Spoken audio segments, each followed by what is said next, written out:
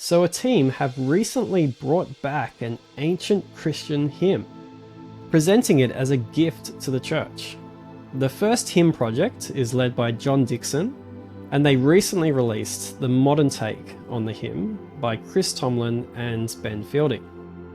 Now, on the surface, this sounds great, that a historic hymn has been rediscovered and offered to the body of Christ. But has this hymn truly been given to the church? Or is it, in fact, being sold to the church? Yes, it is available to stream online for free, I know that is the case. But this hymn has been designed to be sung in worship by congregations. And in order for a church to legally use it in that context, they need to pay for a license, thanks to copyright. And this is most commonly done through the for-profit, secular-owned company CCLI. Now, if a church must pay to use a hymn in worship, can it truly be called a gift? Which is how the authors do describe it. Let me quote them. From Ben Fielding, "Our hope is to give back to the modern church the very hymn that echoed through the halls of the early church." Likewise, Tomlin writes, "The first hymn is a sacred gift passed down from the early church, some of whom literally gave their lives for this song and for the gospel. Now, 1,800 years later, we stand in a long line of brave and bold believers, singing alongside them the first hymn. Live and studio versions out now." And in response to Tomlin, Dickson writes, "This, thank you, Tomlin and Ben Fielding, a gift received and given back to the world." The truth is, if churches must pay to use the hymn for its intended purpose, which is worship, then it hasn't been given freely. It's been freed from obscurity only to be locked away again for at least another 100 years until the copyright expires.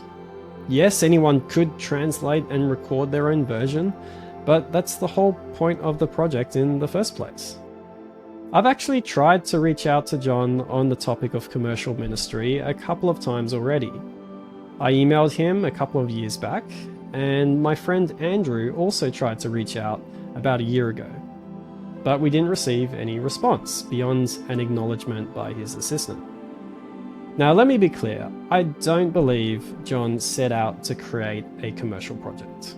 I don't think he's trying to profit from it. In fact, it's likely Tomlin and Fielding will be the recipients of the royalties for the modern version at least. And I don't doubt that his intentions are sincere. He's simply doing what everyone else does. And I am thankful for this project. I think it is a blessing for the church. And it's understandable that John simply can't respond to everyone. But my own love for God and my duty to correct fellow believers and my experience with this topic calls for me to point out the offense of commercializing this hymn. John has himself warned against having blind spots to the materialism of our age.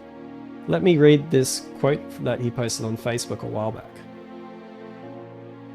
"Without denying that we are right to condemn medieval Christians for their acceptance of violence, I wonder if they would have every right to rise up and condemn modern Western Christians for the way we accept the pursuit of wealth, pleasure, and comfort as norms.